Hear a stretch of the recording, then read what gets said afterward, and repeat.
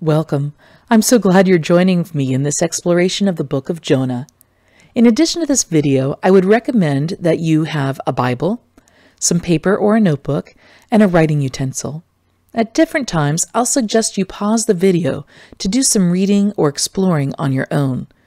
The more you actively participate, the more you will discover. My name is Denise Haskins. I'm a United Methodist pastor currently appointed to a church in central Pennsylvania. I've also been a professional trainer for more than 25 years, and I'm so excited to be on this journey with you. Everybody knows about Jonah. People who have never read the Bible have heard about Jonah and the whale. Jonah is part of our folklore. His story has been woven into our cultural fabric. Father Mapple delivers a sermon on the book of Jonah in Herman Melville's classic novel, Moby Dick. The imagery of being swallowed by a whale is found in the adventures of Pinocchio. And even Tony Stark makes reference to Jonah as he combats the enemy in the 2012 movie, The Avengers. Jonah has been popularized in children's books and adapted for theater and for film. All this attention is amazing when you consider that Jonah is a very small book, only 48 verses organized into 4 chapters. It is located in the section of the Bible most commonly referred to as the Minor Prophets. In addition to being found in the Hebrew Bible, or what Christians often call the Old Testament, Jonah's story is also found in the Quran. However, the message of Jonah is often overshadowed by the miraculous events found in its story. Almost everyone knows Jonah was swallowed by a whale, but most would struggle to explain what else happens in the story or why it is important.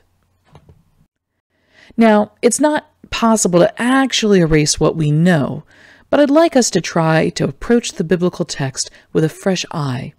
Wipe the slate clean, so to speak. Take out your paper or notebook, and at the top write, "What I know about Jonah." Then pause this video and jot down some quick notes about what you recall happens in the story. You may want to record what you think the purpose of the story is as well. Don't worry about being right or wrong. This isn't a test.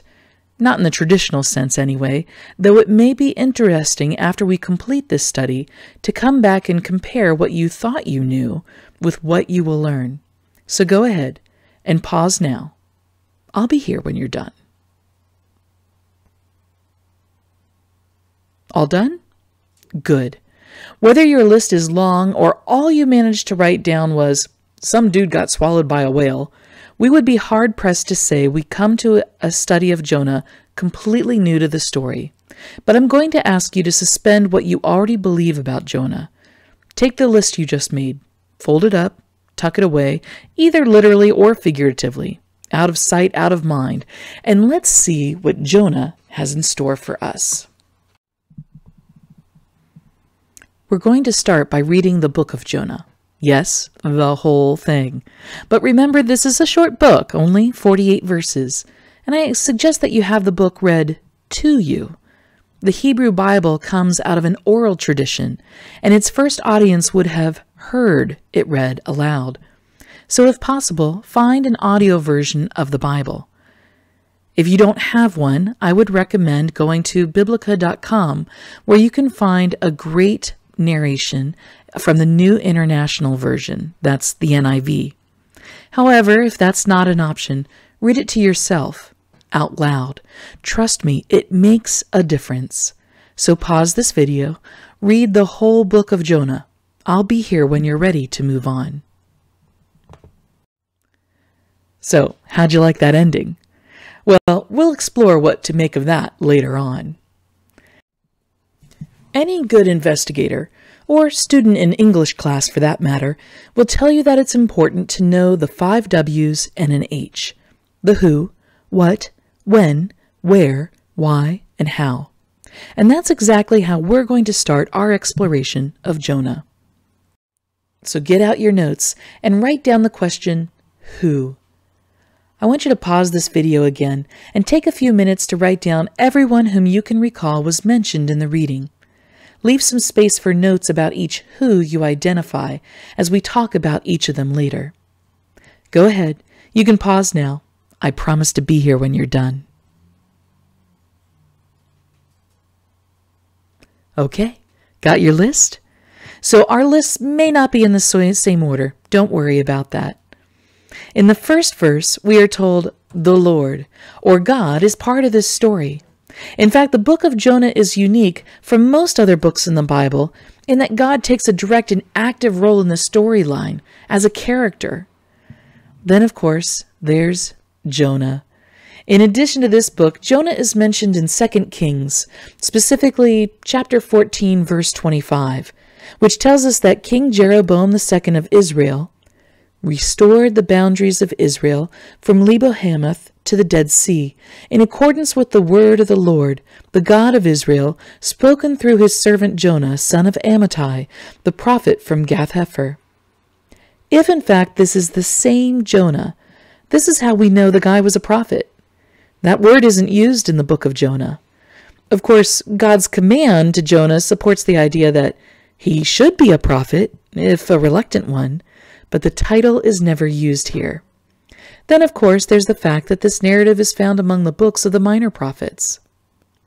Now, while Jonah's exploits are limited to this book and one verse in 2 Kings, both the Gospels of Matthew and Luke record instances when Jesus refers to Jonah. And Jonah is also mentioned in the Apocrypha in a prayer of the priest Eleazar found in the book 3rd Maccabees. But the bulk of what we know about Jonah comes from these 48 verses. The rest of the characters in Jonah aren't given names, but their contributions aren't insignificant. First we have the sailors and their captain. And who can forget the large fish? For all its popularity and association with Jonah, it may be surprising to realize that the fish is only mentioned in 3 of the 48 verses. And in chapter 3, we see the Ninevites and their king. As we continue in our initial investigation of Jonah, we come to the question of what? In this instance, I'd like to briefly explore genre.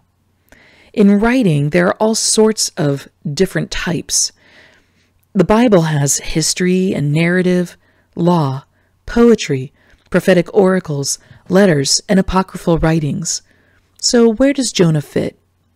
Scholars have debated this for centuries, and I don't expect we'll resolve the question here, but I'd like to give you some insight into the debate that's been going on through the ages. While definitely a narrative story, there's some question about whether or not it relates to an actual historical event. As mentioned earlier, there is a historical prophet named Jonah mentioned in 2 Kings, but is the Jonah character here the same man? Some scholars find it strange that all the details that could identify the story with a specific time have been stripped away, including the name of the Ninevite king. So if it's not historical, what are our other options? Well, it could be a folktale, a learning tool used to highlight a universal message. Or maybe it's a parable or allegory, with Jonah representing Israel and Nineveh representing the nations who will be receptive to God's authority and omnipotence. It has even been suggested that the story is satire, as it relies heavily on irony and wit. And there are certainly plenty of times when we find cause to laugh at this example of how not to be a messenger for God. I'm not going to try to convince you to believe it is historical or otherwise. For some, the logistics of a human man being swallowed by a fish or whale becomes a preoccupation that distracts from the purpose of the story. The ultimate question for each of us is, does it matter? Whether it is historical fact or a literary device, there is instruction here worthy of our consideration. So we've talked about who and what. You'd think when would be an easier question, but it has its own challenges, in part because of the question of whether or not it is a historical account. Again, the author did not provide any details to determine when the events took place. If we assume that this is the same Jonah, son of Amittai, as mentioned in 2 Kings, then we can place this event as occurring sometime in the early 8th century BC. Even so, the events could be separated from the point in time at which the story was written down, and so scholars again differ in their assessments, ranging anywhere from the 8th century to the 4th century BC, a whopping 400 years difference. After all the ambiguity around what and when, it may comfort you to know that there's significantly more confidence about the locations associated with this story, at least for the most part. This is a map of the Mediterranean Sea. That's the blue stuff. Surrounded by southern Europe at the top, modern-day Turkey and the Middle East to the right, and northern Africa at the bottom. I'd like to begin with a location that's not actually mentioned in the book of Jonah, Gath-Hepher. I'm pointing this out because 2 Kings specifies that the prophet Jonah, son of Amittai, was from this town. For reference sake, it's located just west of the Sea of Galilee, where Jesus would spend most of his ministry. But the first place we read or hear about in the book of Jonah is Nineveh, a great city of the Assyrian Empire. In fact, Nineveh will eventually become the capital of this foreign power, which has a history of conflict with Israel. And if you're still trying to determine a date for this book, it may help to know that Nineveh was destroyed in 612 BC. Of course, when God instructs Jonah to go to Nineveh, Jonah heads in the opposite direction. We're told his first stop is Joppa, probably the oldest seaport along the Mediterranean coast and located about 35 miles northwest of Jerusalem. But that's not his final destination. His plan is to head for Tarshish. Here's where it can get a little confusing. We don't have any idea where Tarshish was, other than somewhere on the Mediterranean basin. Some scholars place it on the northern coast of Africa, near modern-day Tunis, but others say it was more likely to be in modern-day Spain, west of the Straits of Gibraltar. Now, before we worry too much about yet another ambiguity related to this book, keep in mind that translating languages is not a task for the faint of heart. Unlike codes where a letter or symbol has an exact match, languages are fluid and are influenced by culture. They also contain idioms. For example, if I told you I had to go all the way to Timbuktu, you would not expect me to be updating my passport and purchasing an airline ticket for Mali. Yes, indeed, Timbuktu is a real place that was located in Africa. For native English speakers in the U.S., the understanding would be that I was going somewhere very isolated or inaccessible. Ancient Hebrew has idioms too, and Tarshish represented a place beyond the reach of God. So when Jonah gets his orders for Nineveh, the author is clearly telling us that Jonah was not only not going to Nineveh, but he was going to try to escape from God as well. So where does that lead us? Well, as you can see on the map, if Jonah had followed God's command, immediately he would have traveled about 500 miles to reach his destination. However, trying to escape God meant traveling as much as 5 times that distance and a journey by sea as well, which we'll talk about more when we get to Chapter 1. Our investigation has led us to the who, the what, the when, and the where. As we proceed forward, we'll address the how and the why as we continue to look at Jonah. See you soon.